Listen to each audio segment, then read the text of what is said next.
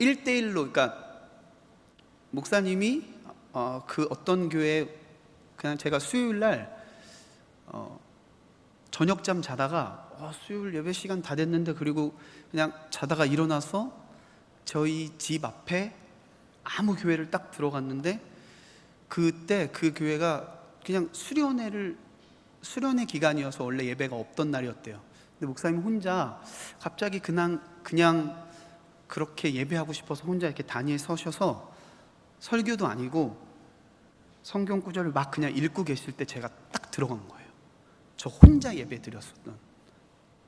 그래서 그 목사님이 성경책 읽으시던 걸 멈추시고 갑자기 설교를 시작하신 적이 있었거든요. 제 인생 첫 번째로 1대1로 예배 드렸던 기억이 있습니다. 근데 그때가 참 소중한 기억이었는데 사실 좀 외롭기도 했습니다. 혼자 있으니까 목사님이 뭐 이렇게 말씀하시면 아멘도 좀 크게 해야 되고 막 이런 어떤 책임감이 있어서 외롭기도 했었는데, 여러분 지금 혼자 저랑 이렇게 1대1로 예배하지 않으시고 여러 명이 함께 모여서 예배하고 있다는 것 자체가 귀한 축복인 줄로 믿습니다. 함께 신앙생활하고 예배할 수 있는 그런 지체들이 함께 있음에 감사하실 수 있는 저와 여러분의 삶이 되시기를 소망합니다. 제가 한 사람 소개하면서 나가고자 합니다. 뭐 이미 본문을 통해서 다 눈치채셨겠지만, 이 사람의 이름의 뜻은 베이는 자 혹은 베는 자로 기록합니다. 또 이 사람은 이스라엘의 5번째 사사이면서 므낫세 지파 중에서 요나스라는 인물이 있었는데, 이 요나스의 막내 아들, 그리고 300명의 군대로 미디안을 경멸한 사람, 또 미디안의 두 왕이었던 세바와 살문나를 죽인 사람입니다. 오늘 함께 보신 본문의 주인공인 이 사람의 이름을 검색해 보면 이런 정보와 자료들이 뜹니다. 기드온이죠. 저와 여러분 역시 이 기드온이라는 인물을 이렇게 기억하고 계시려 생각합니다.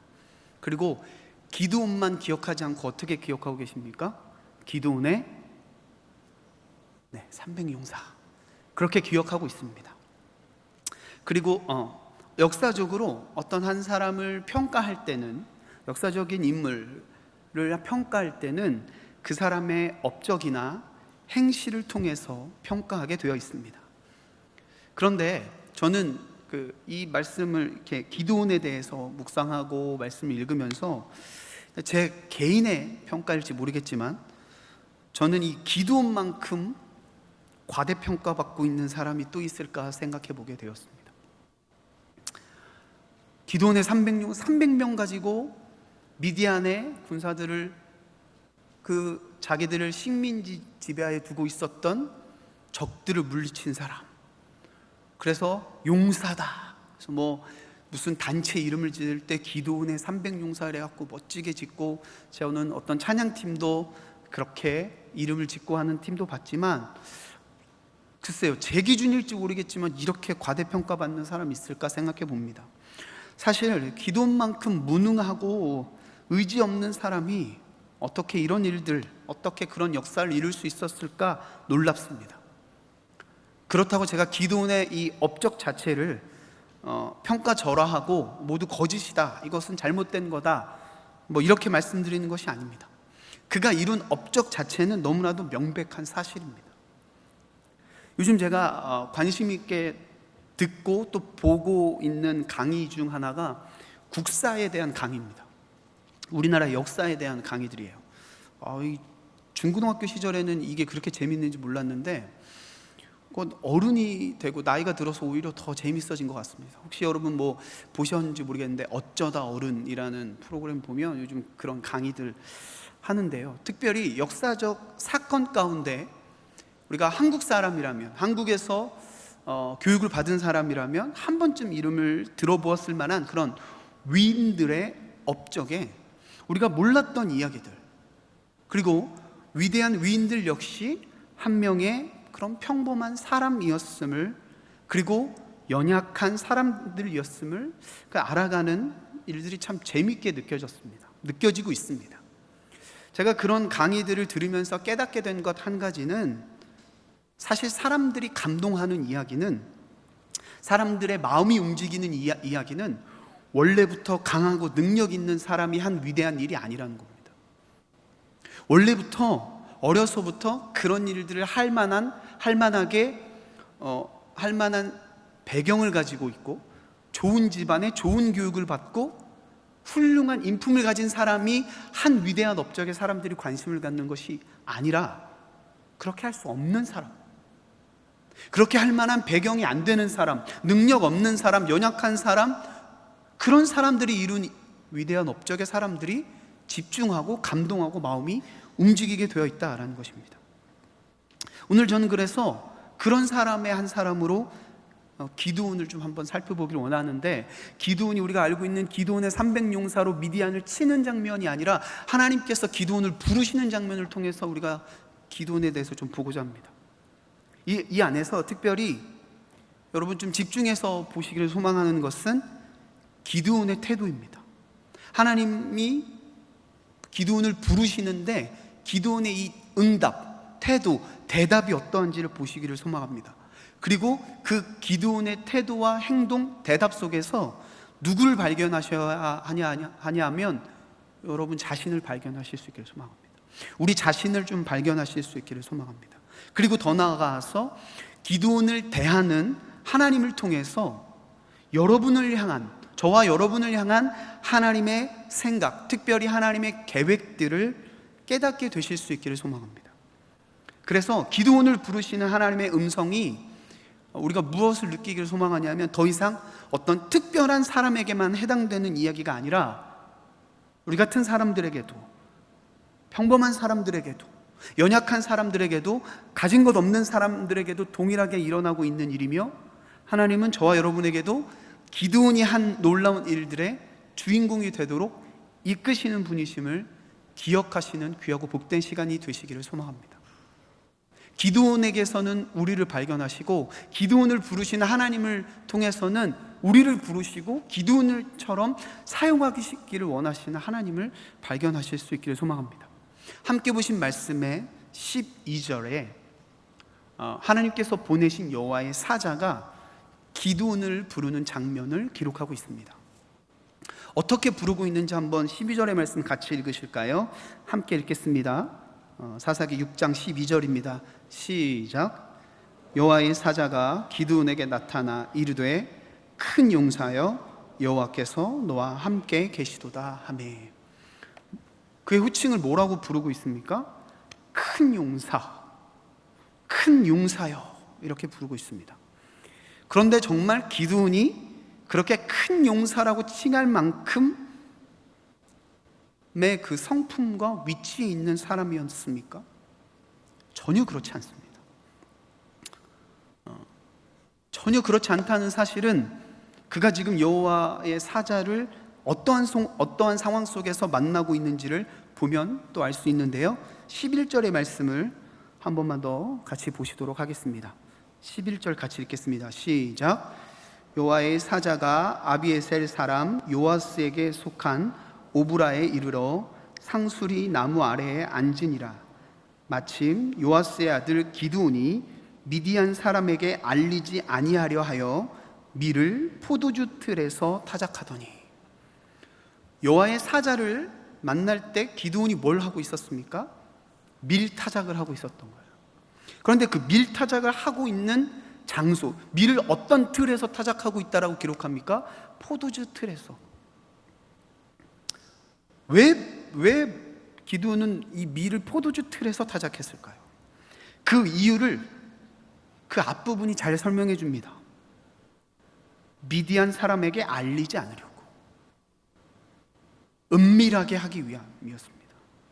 미디안 사람들이 모르게 하려고 일부러 밀을 포도주 틀에서 타작한 겁니다. 숨어서, 감추기 위해서, 누군가에게 드러나게 하지 않기 위해서. 기드온의 성품이, 기드온의 성격이 잘 드러나고 있는 장면입니다. 뭔가 일을 할 때 자신이 없는 거예요. 뭔가 다른 사람들 앞에 나서서 이끌고 리드하고 리더가 되기에는 부족한 성품의 사람입니다. 그 당시 이스라엘은 미디안이라는 이방 민족에게 식민지 생활을 하고 있던 그런 상황이었습니다. 함께 보지 않으셨지만 6장 1절의 말씀을 보면 이스라엘 자손이 여호와 하나님 앞에 죄를 행하였기 때문에 하나님께서 미디안의 손에 그들을 넘겨주셨다, 이렇게 기록하고 있습니다. 그러니까 기드온은 자신들을 식민지 삼고 있는 미디안 사람들의 눈에 띄고 싶어 하지 않을 정도로 자신감 없고 용기라고는 찾아볼 수 없는 그런 사람이었다는 것입니다. 그런 성품의 사람, 그런 성격을 소유한 그 사람을 여호와의 사자가, 더 정확히 이야기하면 여호와께서, 하나님께서 큰 용사라는 호칭을 사용하여서 부르셨습니다. 왜 그렇게 하셨을까요? 왜 전혀 어울리지 않는 성품, 그런 전혀 어울리지 않는 호칭으로 그를 부르셨을까요?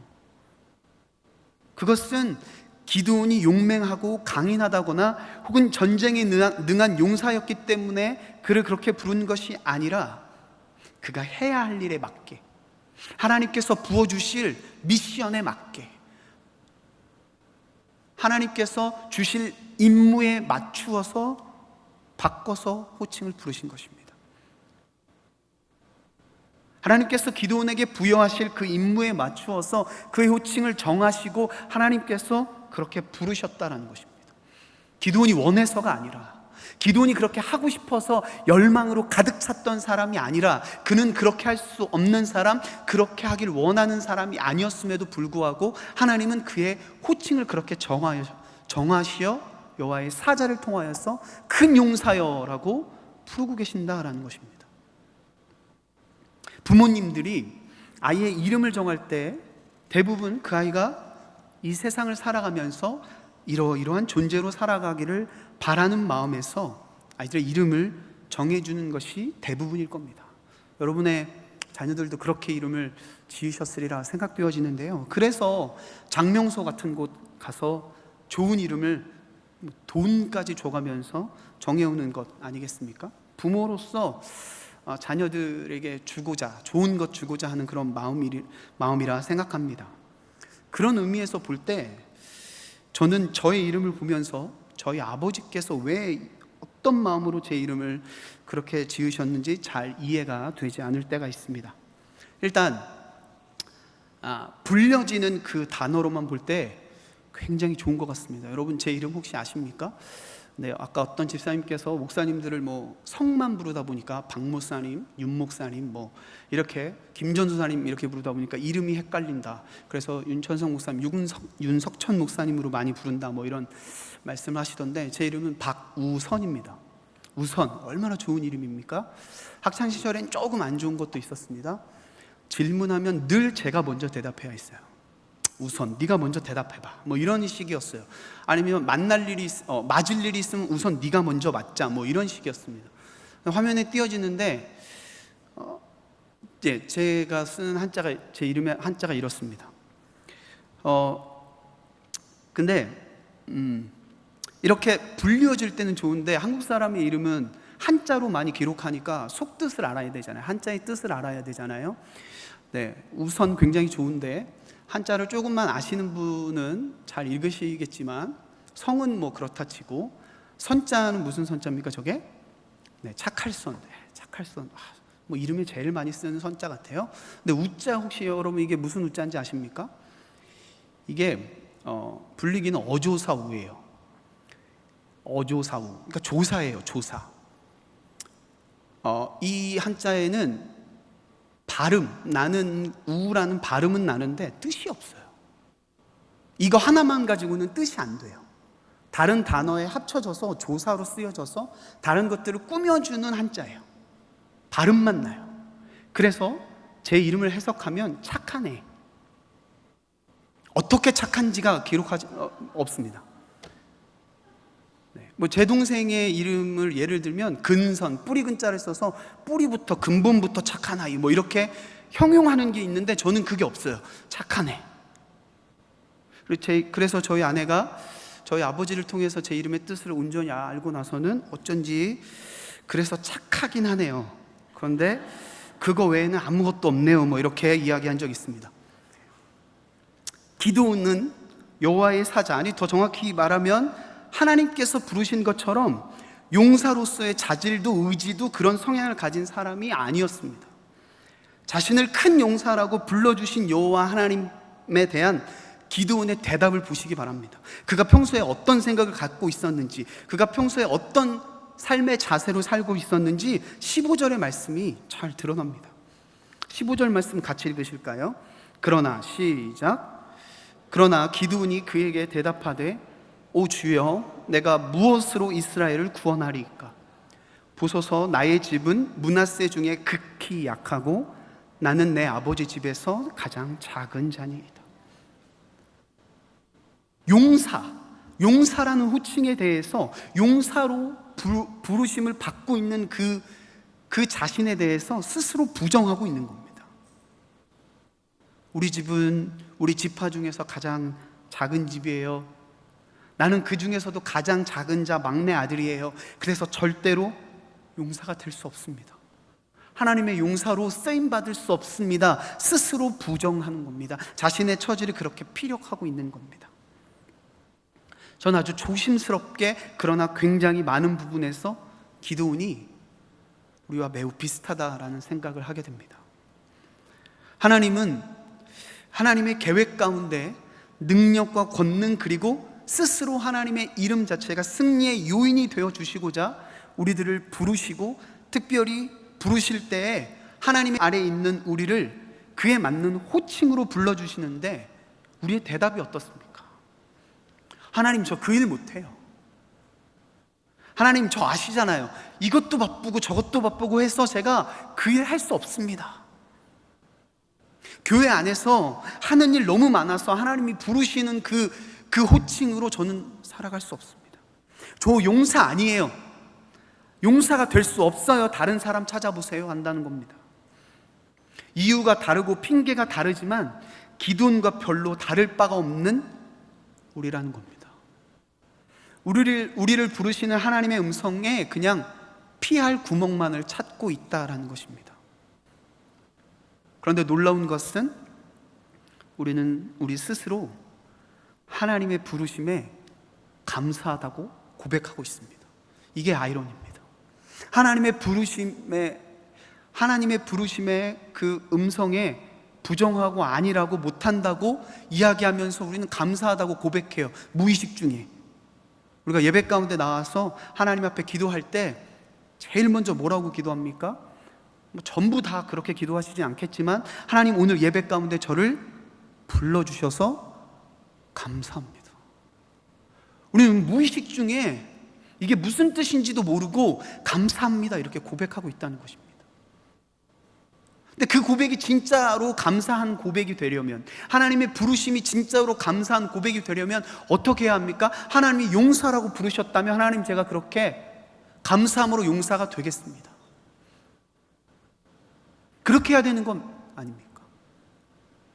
하나님이 어떠한 일로 부르셨으면 하나님 감사합니다라고 진짜로 그 고백이 감사의 고백이 되게 하려면 그거 해야 되는 게 맞는 거예요. 피하는 게 상책이 아니라는 겁니다. 못하겠다고 도망치는 게 상책이 아니라는 겁니다. 그렇게 하면 그 감사는 진짜 감사가 아니라는 겁니다. 제가 너무 세게 이야기하는 건지 모르겠지만 그건 비겁한 겁니다. 또 우리는 더 나아가서 어떤지 아십니까? 표적을 구합니다. 다시 말씀드리면 표적을 구하면서까지 하나님의 부르심을 부정하고 싶어하고, 그 부르시고 미션을 주시는 것을 피하고 싶어 한다는 것입니다. 17절의 말씀을 보시기 바랍니다. 17절 말씀 같이 한번 읽으실까요? 기드온이 시작.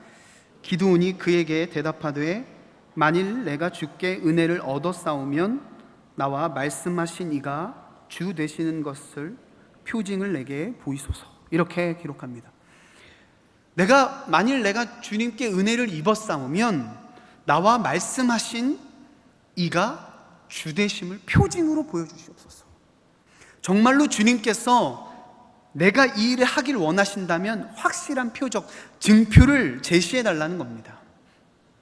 그리고 기드온은 이것을 총 3번에 걸쳐서 표징을 원합니다. 첫 번째는 6장 19절로 21절까지 기록되어 있는 양고기와 국 그리고 무교봉을 가져다가 바위에 놓았더니 그 바위 위에 불이 나와서 그 모든 것들이 사라지게 된 것이고요. 두 번째와 세 번째는 36절에서 40절까지 기록된 것인데, 양털의 한 뭉치를 가져다가 마당에 놓으면 한 번은 주변 땅은 마르고 양털만 이슬이 있게 젖어지게 물로 적셔지게 해주시고, 또 그 다음은 반대로 양털만 마르고 그 주변은 다 이슬이 있게 해달라고 요구한 것입니다. 그러니까 이렇게 세 번의 표징을 하나님 앞에 구합니다. 제가 처음에 이 땅 필리핀에 오게 된 것은 아주 처음만 보면 제 의지는 아니었습니다. 어느 날 갑자기 제가 사역하던 교회 목사님이 그냥 필리핀 가서 공부해 볼래? 이렇게 제안하셨고, 저는 기도해 보겠습니다 이렇게 말씀을 드렸습니다. 그래서 저는 그 다음 날부터 기도를 시작하는데, 이렇게 제 기도는 이랬습니다. 하나님, 제가 가야 하나요? 말아야 하나요? 하나님, 제가 필리핀을 가는 게 맞습니까? 안 가는 게 맞습니까? 이렇게 기도했습니다. 그리고 하나님, 가는 게 맞고 또 가는 게 틀리다면 하나님의 뜻을 분명히 보여주시기 위해서 저는 우둔하니까 하나님의 뜻을 온전히 보여주시기 위해 확실하게 알 수 있도록 분명하게 보여주시고 말씀해 주세요 이렇게 기도했습니다. 그렇게 며칠을 기도하고 있는데 다시 그 담임 목사님이 저를 부르십니다. 그렇게 부르더니 어떻게 기도하고 있냐 이렇게 물으시더라고요. 그래서 그냥 있는 그대로 하나님, 가는 게 맞습니까? 안 맞습니까? 보여주세요, 알게 해주세요, 깨닫게 해주세요 이렇게 기도합니다 했더니 그 목사님이 이렇게 앞으로는 이렇게 기도하라고 알려주시더라고요. 하나님, 가게 해주세요. 무조건 그렇게 기도하랍니다. 하나님, 가게 해주세요. 그렇게 기도하더라고요. 이상했습니다. 아직 그것도 잘 모르겠는데 왜 하나님 가게 해주세요 라고 기도해요? 물어봤더니 그 이유가 이런 거였습니다. 제가 아무리 필리핀 땅 가려고 해도 하나님이 막으시면 못 가는 겁니다. 또 반대로 이야기하면 제가 아무리 하나님 안 가고 싶어요 라고 기도해도, 하나님 가기 싫어요 라고 기도해도 하나님이 가게 하시려는 제 삶을 그렇게 이끄시면 제가 아무리 피해도 가게 되어 있는 것 아니겠습니까? 그래서 가게 해주세요 라고 기도하면서 입학 서류도 보내고 거기서 원하는 학교에서 원하는 돈도 보내고 했습니다. 제가 그냥 이렇게 와 있습니다. 그렇게 했더니 와 있습니다. 우리는 두려워서, 우리는 확실하지 않아서 표징을 구하게 됩니다. 또 우리의 연약한 우리 스스로 잘 알기 때문에 표징을 구해요. 표적을 구해요. 또 때로는 확실한 하나님의 뜻을 알기 위해서도 하나님 앞에 증표를 보여달라고 구하게 돼요. 그래서 하나님은 기드온에게 하신 것처럼 그가 원하는 표징을 다 허락해 주셨습니다. 그가 상 차려왔을 때도, 그가 양털 송뭉치를 가져와서 이렇게 해달라고 하면 이렇게 해주시고 저렇게 해달라고 하면 저렇게도 해주셨습니다. 마르게도 하셨다가 또 젖게도 하셨다가 이렇게 하셨습니다. 그런데 그러한 일이 계속되면 결국 우리는 어떻게 될까요? 이러한 표징을 계속 구하다 보면 우리의 삶은 어떻게 될까요? 더 강력한 표징을 구하게 되고요, 더 이상 이러한 표징이 없이는 움직이지 않는, 하나님의 말씀을 듣지 않는 우리의 삶이 되지 않을까 생각해 보게 되었습니다. 하나님은 지금 저희가 7월 달에 시작하면서 야고보서 말씀을 묵상하고 있는데, 이 야고보서 말씀처럼 그냥 믿음으로 행동하는 것을 원하는 분이 아니실까 생각해 보게 되었습니다. 어떤 표징 때문이 아니라, 어떠한 증표 때문이 아니라, 확실한 증거 때문이 아니라 하나님이 나의 편이시라는 그 확실한 믿음을 가지고 살기를 원하시는 분이 아닐까요?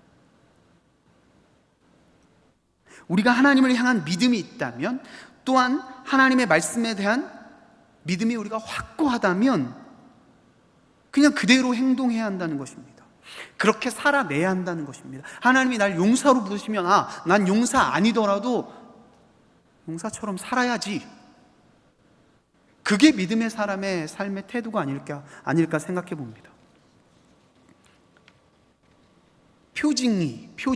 표적들이, 증표들이 우리를 움직이게 하는 것이 아니라 하나님의 말씀, 우리를 향하신 하나님의 명령이 우리를 움직이는 원동력이 되어야 한다는 것입니다.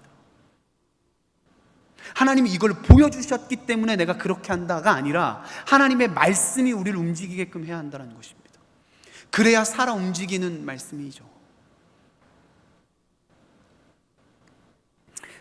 기도는 세 번째 표징 이후에 더 이상 하나님께 더 다른 어떤 표징과 표적들을 구하지 않았지만, 저는 이렇게 한번 생각해 봤습니다. 기도원이 만약에 그러한 과정도, 세 번의 과정도 거치지 않고 곧바로 하나님의 음성에 순종했다면, 네, 저 용사입니다. 전 부족하지만 하나님 용사로 서겠습니다. 하나님께서 저를 통하여서 미디안의 손에서 이스라엘 우리 민족을 구하시겠다면 제가 그렇게 하겠습니다 라는 그의 순종이 있었다면, 하나님의 음성에 즉각적으로 순종했다면 어쩌면 더 멋지고 위대한 사사로 기록되고 사람들이 기억하게 되지 않았을까 생각해 봅니다. 사랑하고 존경하는 마닐라 새생명교회의 성도님 여러분, 하나님은 저와 여러분을 부르고 계십니다. 하나님의 완전하신 놀라우신 그런 계획 가운데 주인공으로 부르고 계십니다.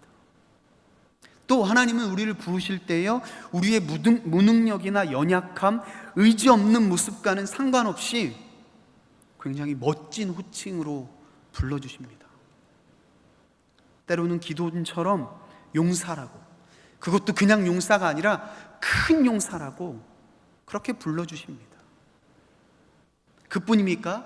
흔들리는 우리에게 확실한 증표도 보여주십니다. 그것도 우리가 요구하는 족족 다 들어주세요. 다 보여주세요. 왜냐하면 하나님 우리를 사랑하시기 때문입니다. 왜냐하면 하나님은 우리가 필요하기 때문입니다. 저와 여러분이 하나님의 손과 발이 되기를 원하고 계시기 때문입니다. 그리고 하나님의 계획에 참여시켜서 기도원처럼 또 수많은 성경의 인물들처럼 우리의 삶을 기록하여서 믿음의 후손들에게 기억되게 하고, 또 우리의 삶이 그 후손들이 읽을 수 있도록 하나님께서 이끄시는 겁니다. 그러므로 더 이상 용사가 아니라고 기도원처럼 부정하거나 물러서지 않으시기를 소망합니다. 하나님이 절대로 우리를 몰라서 그렇게 부르시는 것이 아닙니다. 하나님, 우리가 연약한 것, 우리가 부족한 것, 또 우리가 의지 없는 것 다 알고 계십니다. 심지어 하나님 우리보다 우리 자신을 더 잘 아시는 분입니다. 그런데 그런 것들을 다 아시는 하나님께서 그럼에도 불구하고 우리를 부르신다면 따라가 볼, 응답해 볼 이유가 있는 줄로 믿습니다. 순종해 볼 이유가 충분하다는 것입니다. 또 한두 번의 징표를 구하고 받으셨다면 그 이후에는 우리의 믿음을 사용하시길 소망합니다. 우리 안에 있는 믿음으로 그 두려운 일에 한번 도전해 보시기 바랍니다. 믿음에 근거한 행동이 필요한 시대인 줄로 믿습니다.